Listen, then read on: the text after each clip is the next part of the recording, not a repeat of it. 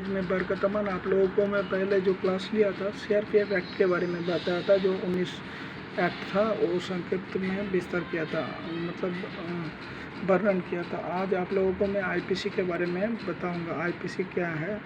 IPC मतलब आप लोगों को सभी को जानना जरूरी है। यह सभी एग्ज़ाम में आता है, चाहे वो सीआरपीएफ एलडीसी हो, चाहे वो कोई भी डिपार्टमेंटल हो, या एसएससी हो, आईएएस बनना हो, आईपीएस बनना हो, तो और कौन सा धारा के तहत क्या क्या सज़ा मिलता है कोर्ट में वो बताऊंगा। तो आप लोग देखें।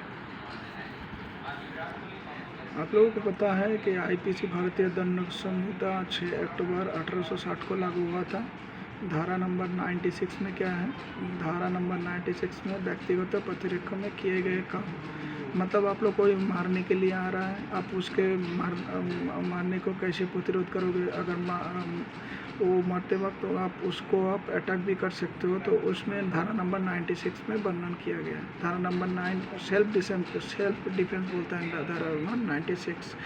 कोई किसी को रेप करने आता है, वो अगर कुछ कर देता है तो वो सेल्फ डिफेंस में आता है।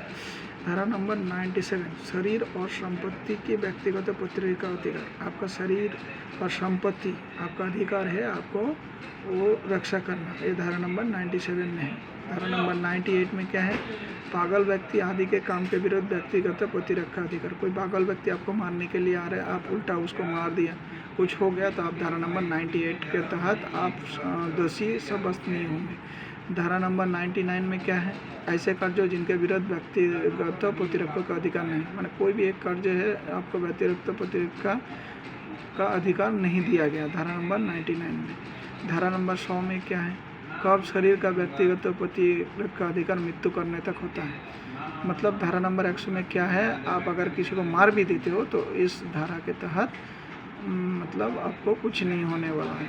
तो धारा नंबर 100 में क्या है? कब मतलब ऐसे स्थिति आता है जो आपको मतलब कोई उपाय भी नहीं है, आपको जो दुश्मन है उसको मारना ही पड़ेगा, तो धारा नंबर 100 में वर्णित किया गया। धारा 101 में क्या है?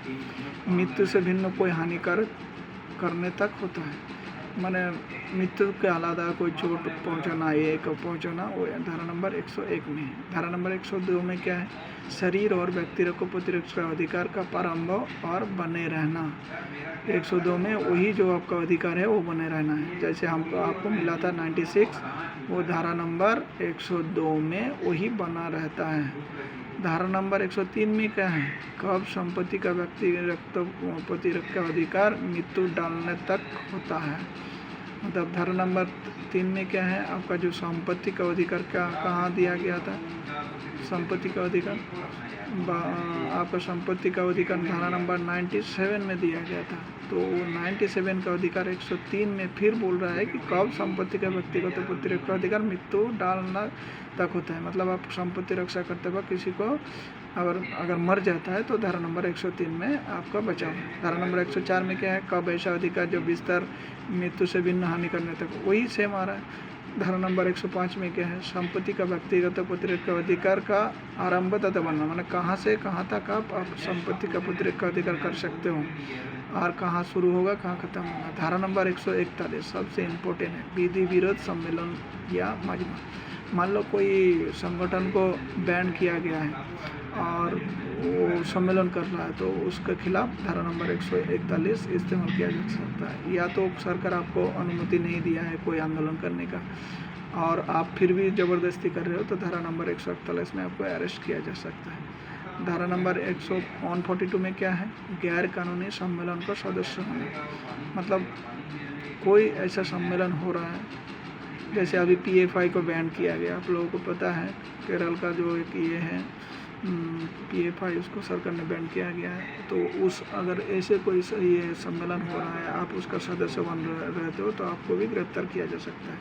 तो धारा नंबर 143 में दंड है, मतलब आप क्या क्या गुनाह किया, क्या क्या ये किया, आपका क्या सज़ा होगा। धारा नंबर 143 में पूरा दंड के वर्णन, किसी का 12 साल, जैसे मृत्यु में किसी का 10 साल होता है, किसी का 12 साल, किसी का फांसी हो रहा है, रेप में इतना साल हो रहा है, फांसी दे रहा है, और चोरी के लिए कौन सा दंड है, वो पूरा दंड किसमें है? 143 में।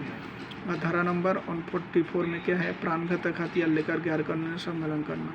हथियार के साथ अगर आप लोग कोई सम्मेलन करते हो या जैसे जुलूस निकालता है, जुलूस में कोई हथियार टहलता रहता है, तो आप लोग सतर्क रहिए, जुलूस में हथियार लेकर टहलना नहीं तो धारा नंबर 144 के अंदर आ जाओगे। धारा नंबर 145 क्या है?